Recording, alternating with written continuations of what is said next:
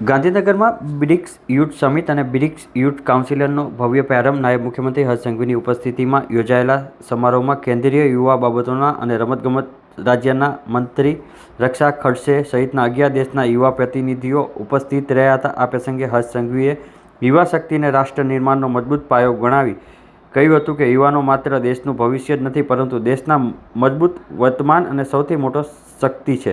ગુજરાતની વિકાસ યાત્રાનો ઉલ્લેખ કરતાં તેમણે જણાવ્યું હતું કે ચરખાથી લઈને ગિફ્ટ સિટી અને સેમિકન્ડક્ટરથી લઈને સ્પેસ ટેકનોલોજી સુધી ગુજરાતને અદ્ભુત સફર ખેડી છે.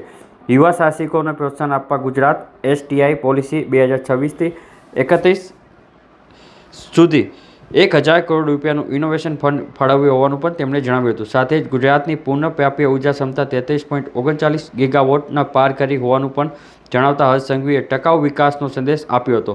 સમિટના ભાગરૂપે વિદેશી યુવા પ્રતિનિધિઓ કેવડિયા ખાતે સ્ટેચ્યુ ઓફ યુનિટીની મુલાકાત પણ લેશે.